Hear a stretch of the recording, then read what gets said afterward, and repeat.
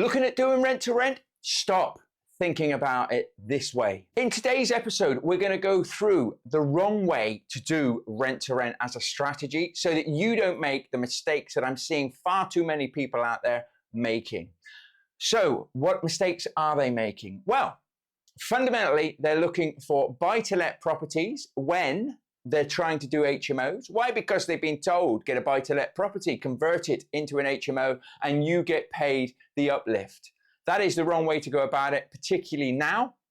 You want to, if you're looking at doing HMOs, go for pre-existing HMOs that are already set up, already licensed. You haven't got to put all of that money and expense into it.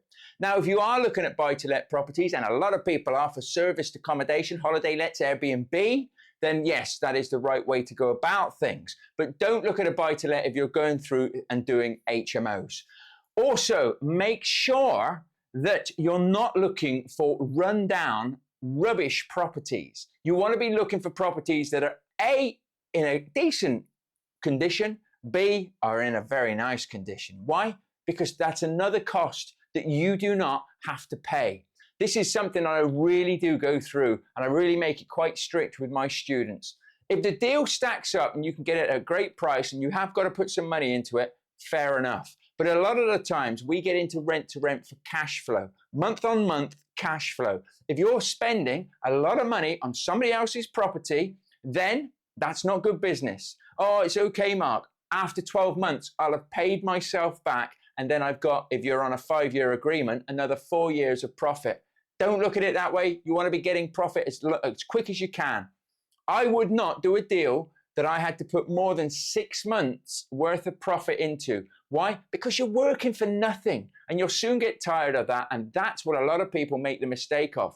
12 months is a long time to not be getting paid. So make sure that you're looking for properties in a good condition. HMOs, I always look for stuff that A, the landlord will put some money into, or B, I might have to spend or just give it a lick of paint or something like that. The most I've ever spent on an HMO is £900 for a couple of carpets and some painting. Serviced accommodation, you probably will spend a few £1,000s on that because you'll have to furnish it in most cases. The furniture probably, even if it has part furnished, won't be up to much. You might get lucky.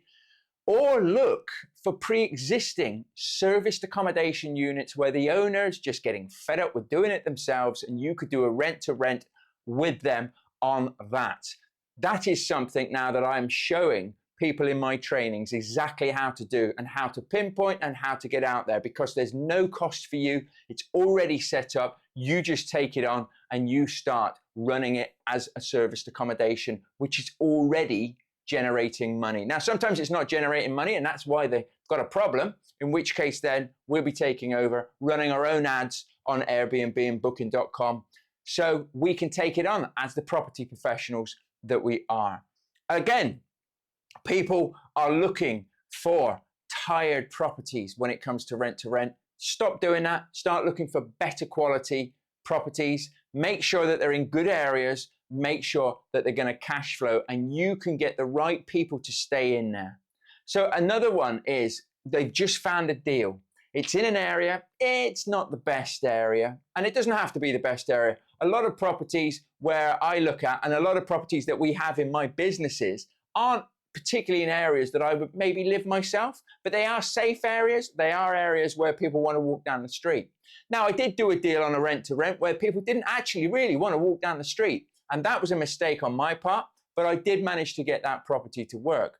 What I had was a 5-bed property. It was in great condition. It was just in the wrong area. I didn't do my due diligence on that property.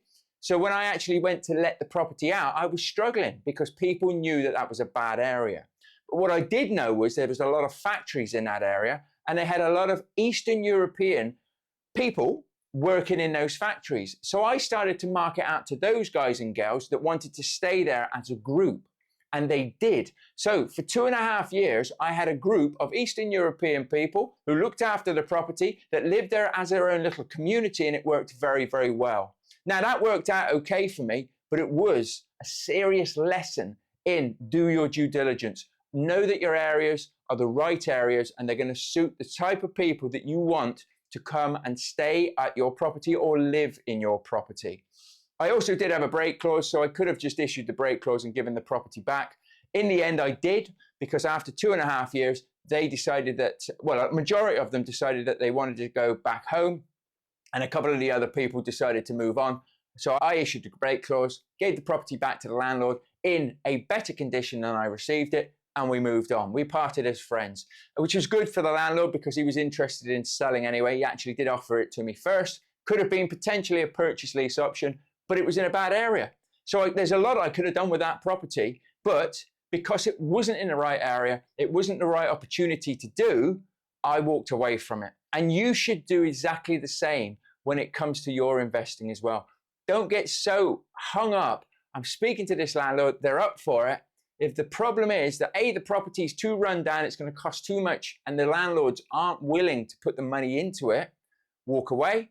Or if they want too much money, which could be the other thing as well. Remember, no doesn't mean no, it just means not now. So potentially an opportunity that you're trying to go through right here, right now, might work in the future. So follow up with people. Always make sure that you've got a massive follow-up system and you are consistent and persistent in your follow-up. Make sure that you're not doing any deals, that you're not going to start making a profit after 6 months. If it's going to take 12 months, weigh it up. It might not work for you. It might, but it might not work for you. But don't be looking for the old 4-bed properties, 2 reception rooms, stick a bed in a reception room. Trust me, those days are gone. You'll struggle to let that now because people are expecting a better quality HMO when they move into it. So why not go for the good quality HMOs now, knowing that you can let it, knowing that you can help the landlord or the agents that you're trying to work with, and of course, making sure that everything is set up in a win-win environment. So when you are doing rent to rent, make sure that predominantly, unless you're doing social housing, I'm not going to talk about that here, but that is the only caveat to this. You're doing HMOs, houses of multiple occupation, where you let the rooms out on a room by room basis and they have a communal kitchen and potentially a communal space. Or you're doing holiday lets, Airbnb, booking.com, serviced accommodation, short-term rentals, where you're letting it out on a night by night basis. Why? Because they're the best cash flowing strategies to use with rent to rent. If you want to learn more about serviced accommodation, HMOs, rent to rent, check out Education to Action. We give you all the tools, we give you all the training, show you exactly how to do this in our step-by-step training and blueprints, and then we help you on an ongoing basis take the action, which is why it's called Education to Action. Too many people have got the education, but they're just not taking the action. We help our community members do that, and we're seeing some amazing results. So you can come and jump in there, try us out for £1, just £1, and we'll help you. There's some free tools and resources as well, which won't cost you anything if you just want to jump in on the website and grab those as well. But make sure that you're not doing the old ways when it comes to rent. Make sure that you're up with the times, that you're doing good deals with good properties, with good people, and you will be on to an absolute winner. Hope you've enjoyed this episode. I've really enjoyed having you join me today, and I look forward to you joining me in the next episode. Take care and bye for now.